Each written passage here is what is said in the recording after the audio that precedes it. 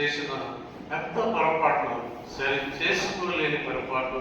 అలాగే జీవితాల్లో చాలా మంది అతి చిన్న వయసులోనే దేవుని మాట వినక, దేవుని వాక్యాన్ని ధ్యానించక మరి ఈ రీతిగా చెడిపోవటం మనం చూస్తున్నాం. అలాగే మరి పేతురు రాసిన మొదటి పత్రిక 2వ అధ్యాయం 1వ వచనం ఉంటుందండి. పేతురు రాసిన మొదటి పత్రిక 2వ అధ్యాయం 21వ వచనము, క్రీస్తు కూడా మీ కొరకు బాధపడి మీరు తన అడుగు జాడల యందు నడుచుకున్నట్లు మీకు మాదిరి ఉంచిపోయాను. క్రీస్తు కూడా వాక్యం ఏం చెప్తుంది? దుష్టుల ఆలోచన చొప్పున నడవక. ఈనాడు మన యొక్క జీవితాలు, మన యొక్క పిల్లల యవనస్తుల యొక్క జీవితాలు బాగా ఉండాలంటే వాక్యానుసారంగా దుష్టుల ఆలోచన చొప్పున నీవు నడవవద్దు. దుష్టుడు మనకు ఎవరో పర్టికులర్ గా ఈ మెడలో ట్యాగులు వేసుకుని వారు ఎవరు? మొట్టమొదటిగా ఈ సాతానే మనకు పెద్ద శత్రువు. వాడు మనలో ఆలోచనలు స్టార్ట్ చేస్తాడు, ఆలోచనలు పెడతాడు. ఒక్కసారి ఏం కాదు కానీ ఎవరు చూడటం లేదు కదా, ఎవరు చూడటం లేదు కదా అని ఆలోచనలు పెడతాడు. డైరెక్ట్ గా ఇండైరెక్ట్ గా స్నేహితులను తీసుకొని వస్తాడు. వాడు వీడిని నేను మొన్న చేసినా ఏం కాలేదు, నేను కూడా ఎవరికి చెప్పనులే అంటాడు. ఫస్ట్ వాడు వీడిని ధైర్యపరుస్తాడు అన్నమాట. నేను ఎవరికి చెప్పను, మనల్ని ఎవరు చూడటం లేదు అని.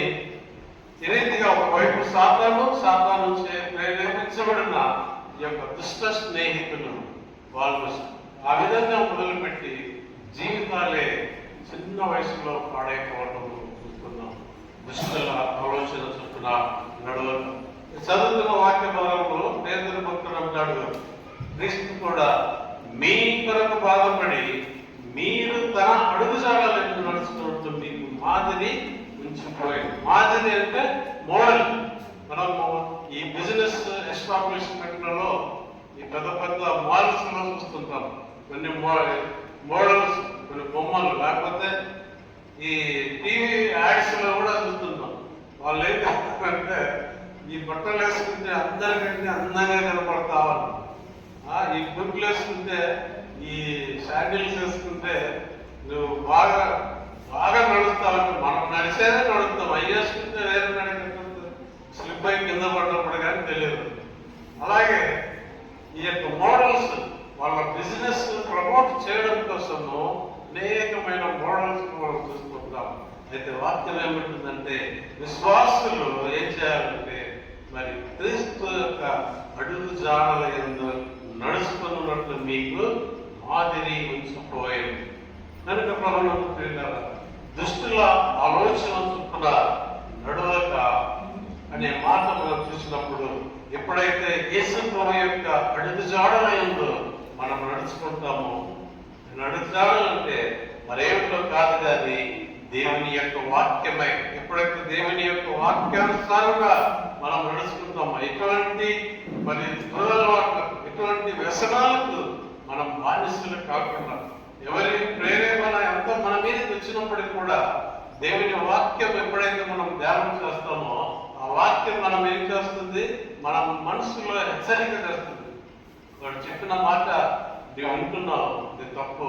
వాడు చెప్పిన మాట ప్రకారం నువ్వు నడిచినట్లయితే నువ్వు పాడైపోతావు, నీ జీవితాన్ని నువ్వు పాడు చేసుకుంటావని మనకు దేవుని యొక్క వాక్యము మన యొక్క మనసులో, మన హృదయాలలో ఒక అలారం లాగా హెచ్చరిక చేస్తూ ఉంటుంది. అందువల్ల మీరు క్రీస్తు అడుగు జాడలను నడుచుకున్నట్టుగా మీకు మాదిరి ఉంచిపోయాడు. కనుక మొదటిగా దుష్టుల ఆలోచన చొప్పున నడవకుండా ఉండాలంటే మరి మనం మొట్టమొదటి చదువుతున్న వాక్య భాగంలో ధర్మశాస్త్రము ఆనందించు వ్యవహారములు దానిని ధ్యానించువాడే ధన్యుడు.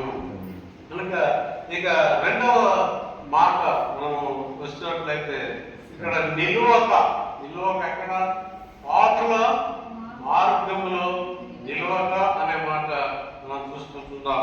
ఈ యొక్క మార్గాలకు కూడా కొన్ని ఏరియాల్లో మనకు డిస్ప్లే బోర్డ్స్ కనపడుతుంది. ఇది ఫలానా ఏరియా, ఇది 1వ రోడ్డు 2వ రోడ్డు అని.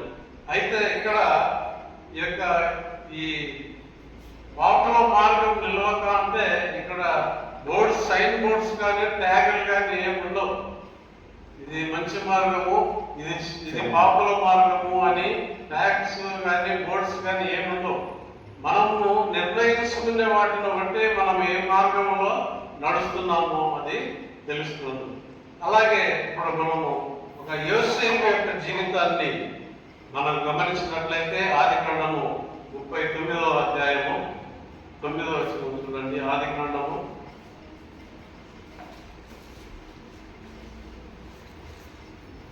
నీవు అతని భార్య అయినందున ఇది తప్ప మరి దేనిని నాకు అప్పగింపక ఉండలేదు. కాబట్టి నేను ఎట్లు ఇంత ఘోరమైన దుష్కారం చేసి దేవునికి విరోధంగా పాపం కట్టుకుందునని తన యజమాని భార్యతో అనేది. 39వ అధ్యాయం 9వ వచనం. నీవు అతని భార్య అయినందున, ఇక్కడ ఈ యొక్క వాక్య భాగము, ఈ సన్నివేశం మనందరికీ తెలిసిందే. మరి యోసేపు అనే మాటకు ఫలించేడి కొమ్మ అని అర్థం. వేరేదిగా ఒక చెట్టు లేకపోతే ఒక మొక్క అది చక్కగా ఫలించాలంటే అంత ఈజీ థింగ్ కాదు. ఎందుకంటే గాలి, వాన, తుఫానులు, ఎండ దెబ్బలు వీటన్నిటికీ తట్టుకోగలిగినప్పుడే అది సక్రమంగా ఫలిస్తుంది. అదేవిధంగా యోసేపు యొక్క జీవితాన్ని కూడా మనం గమనించినట్లయితే అతను మరి ఫలించుడి కొమ్మగా ఎలా ఉన్నాడు అని అంటే, అతని సొంత అన్నల నుంచే అతనికి వ్యతిరేకత వచ్చింది. అసూయపడ్డారు, కోపపడ్డారు, చంపాలనే ప్రయత్నం చేశారు. చివరికి ఒక బానిసగా అతన్ని ఉమ్మివేశారు. ఇన్ని ఆటపాట్లు తన జీవితంలో ఉన్నప్పటికీ కూడా అతను దేవుని మర్చిపోలేదు, దేవుని మార్గం నుంచి అతను తప్పిపోలేదు. కనుక మరి ఇక్కడ ఏమన్నారంటే, పాపుల మార్గమున నీవు నిల్వక. ఎప్పుడైతే పోతీఫర భార్య అతన్ని ప్రేరేపణ చేస్తుందో అప్పుడు మాట అతను అంటున్నాడు. కాబట్టి నీవు అతని భార్య అయినందున నిన్ను తప్ప మరి దేనిని నాకు అప్పగింపక ఉండలేదు. కాబట్టి నేను ఎట్లు ఇంత దూరమైన దుష్కార్యం చేసి దేవునికి విరోధంగా పాపం పట్టుకుందునని తన యజమానుని భార్యతో చెప్పలేదు. కనుక ప్రభువురా, ఎప్పుడైతే మనము పాపానికి, పాప మార్గానికి దూరంగా ఉండాలి అంటే దేవుని యొక్క భయము, దేవుని యొక్క వాక్యము మనలో ఉన్నప్పుడు ఆ మార్గం నుంచి మనలో తప్పిస్తుంది. కాబట్టి ఇక్కడ మనం గమనించినట్లయితే ఒకసారి ఈ సెయింట్ అగస్టిన్ అనే మాట మీరు వినింటారు. సెయింట్ అగస్టిన్ యొక్క అతను ప్రభువును నమ్ముకోక ముందు, రక్షణ ఇచ్చింపబడక ముందు ఒక స్త్రీతో అతనికి అక్రమ సంబంధం ఉండేది. ఎప్పుడైతే ప్రభువును నమ్ముకొని సొంత రక్షకుడిని అంగీకరించి ఆ యొక్క రక్షణ అనుభవాన్ని కలిగినాడో, దేవుని సేవలో కొనసాగుతూ ఉన్నాడు, అతను ఇంతవరకు ఒక పాత రోడ్లో పోతున్నాడు. తప్పనిసరి ఆ రోడ్లోనే, ఆ మార్గంలోనే పోవలసి వచ్చిందంట. అప్పుడు ఆ ముందు ఉన్న పాత లేడీ అగస్టిన్ చూసిందంట. అగస్టిన్ చూసి అగస్టిన్ పిలుస్తుందంట. Augustine, do you remember me? Augustine, do you remember me అని కేకలు వేస్తుంది. ఇప్పుడు అగస్టిన్ అన్నాడంట, నువ్వే కానీ నేను కాదు. ఒక విచిత్రంగా ఉంది కదా ఇది ఒక జవాబు. నువ్వే కానీ నేను కాదు. నేను కాదంటే అగస్టిన్ కాదా? అగస్టినే. అయితే నీవు నీ పాత జీవితంలోనే నీవు ఉండిపోయావు, కానీ ఇప్పుడు నేను కాదంటే నా జీవితమే మారిపోయింది. యోసేపు, నేనెట్లు ఇంత ఘోరమైన దుష్కార్యం చేసి దేవునికి విరోధంగా ఉండగలను అని అంటున్నాడు. కాబట్టి పిల్లల రెండవ మాటగా మనం చూస్తున్నాం, పాపుల మార్గమున నిలవక మాట. ఎందుకు ఈ రీతిగా యోసేపు అలా నిలబడగలిగాడంటే, యోసేపు గురించి ఒక మాట రిపీటెడ్ గా ఒక మాట రాయబడుతుంది. అదేంటంటే యెహోవా యోసేపుకు తోడై ఉండెను అనే మాట. మీరు ఈ వచనం ఎప్పుడైతే యోసేపు వాక్య భాగం స్టార్ట్ అవుతుందో మీరు చదువుతూ ఉంటే రిపీటెడ్ గా మాట కనపడుతుంది. ఏమని? యెహోవా యోసేపుకు తోడై ఉండెను. కనుక ప్రియులారా, ఎప్పుడైతే మనం పాపానికి దూరంగా ఉండాలని అంటే మనకు దేవుని యొక్క వాక్యాన్ని ధ్యానిస్తూ ఆ వాక్యానుసారంగా మనం జీవించినప్పుడు పాపానికి దూరంగా ఉండగలం. ఎందుకంటే కొన్ని సందర్భాలు ఆ రీతిగా మనకు వస్తూ ఉంటాయి. లేకపోతే సాతాను ఆ రీతిగా మనము ప్రేరేపిస్తుంటాడు. ఎప్పుడైతే మనం దేవుని వాక్యము ప్రకారం మనం జీవించగలుగుతాము, దేవుని వాక్యము మనల్ని స్టిమ్యులేట్ చేస్తుంది.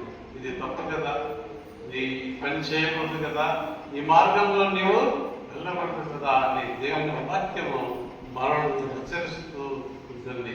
అదే రీతిగా యోహాను సువార్త 8:31 వచనాన్ని కూడా చూద్దాం. యోహాను సువార్త 8వ అధ్యాయము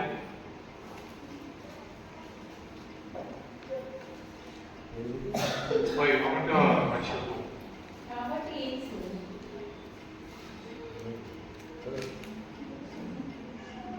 వారిని నమ్మిన యూదులతో, మీరు నా వాక్యమందు నిలిచిన వారైతే నిజముగా నాకు శిష్యులై ఉండి సత్యము